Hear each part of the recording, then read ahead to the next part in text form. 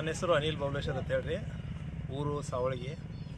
ಇವತ್ತು ಮಧ್ಯಾಹ್ನ ಸಾಯಂಕಾಲ ಅಕಾಲಿಕ ಮಳೆ ಬಂದ ಕಿಶಿಂದ ಎಲ್ಲ ದ್ರಾಕ್ಷಿ ರೈತರ ಕಟ್ ಮಾಡಿ ರ್ಯಾಂಕಿಗೆ ಹಾಕಿರುವಂಥದ್ದು ಕೈಗೆ ಬಂದು ತುತ್ತು ಬಾಯಿಗೆ ಬರಲಾರ್ದಂಗೆ ಪರಿಸ್ಥಿತಿಯಾಗಿ ಎಲ್ಲ ರ್ಯಾಂಕ್ಗಳು ಹಾರಿ ಹೋಗಿ ತಟ್ಟು ಹಾರಿ ಹೋಗಿ ಎಲ್ಲ ಇದ್ದ ಮನಕ್ಕೆ ಮೆಚುರಿಟಿಗೆ ಬಂದಂಥದ್ದು ಎಲ್ಲ ತೋದ ಕಿಶಿಂದ ಎಲ್ಲ ಹಾಳಾಗೈತಿ.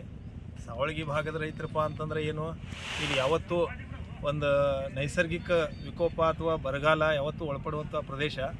ಅದರೊಳಗೆ ಈ ಬೇಸಿಗೆ ಒಳಗೆ ಮಳೆಯಾಗಿ ಬಂದಂಥ ರೈತನ ಬೆಳೆಯನ್ನು ಈ ಅಕಾಲಿಕ ಮಳೆ ಒಯ್ದಂಗಾಗಿ ಅದಕ್ಕೆ ದಯವಿಟ್ಟು ಸರ್ಕಾರ ಈ ಕಡೆ ಒಂದು ಸ್ವಲ್ಪ ನಮ್ಮ ಮೇಲೆ ಗಮನ ಹರಿಸಬೇಕು, ಏನಾದರೂ ರೈತನ ಮೇಲೆ ಕರುಣೆ ತೋರಿಸಬೇಕು ಅಂಥೇಳಿ.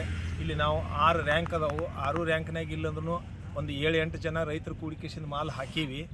ಆ ಮಾಲಿನೊಳಗೆ ಯಾವ ಮಾಲು ಸರಿಯಾಗಿ ಉಳಿದಿಲ್ಲ, ಎಲ್ಲನೂ ಮೇಲಿಂದ ತಟ್ಟು ಹಾರಿ ಹೋಗಿ ಎಲ್ಲ ಮನುಕು ತೋದ.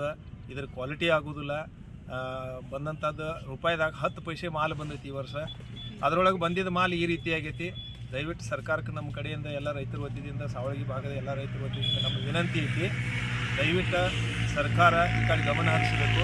ರೈತರ ಬಗ್ಗೆ ಏನಾದರೂ ಒಂದು ಸ್ವಲ್ಪ 4 ದೊಡ್ಡ ಪರಿಹಾರದ ವ್ಯವಸ್ಥೆ ಮಾಡಬೇಕು ಅಂತೇಳಿ ನಮ್ಮ ಕಳಕಳಿ ವಿನಂತಿ. ಸರ್, ಇದು ಒಂದು ರ್ಯಾಂಕ್ನಾಗ ಎಷ್ಟು ಕ್ವಿಂಟಲ್ ಅಥವಾ ಎಷ್ಟು ಟನ್ ಮಾಲ್ ಹಿಡಿತೈತೆ ರೀ? ಒಂದು ರ್ಯಾಂಕ್ನಾಗ ನೋಡ್ರಿ, ಇಲ್ಲಂತಂದ್ರೂ ಒಂದು 15 ಟನ್ ಮಾಲ್ ಹಿಡಿತೈತಿ ಹಸಿ ಮಾಲ. ಹಾಂ ರೀ. ಅದ್ರೊಳಗೆ ಒಂದು 4 ಟನ್ ತನ ಮನುಕ್ ಆಕೈತ್ರಿ. ಹಾಂ ರೀ.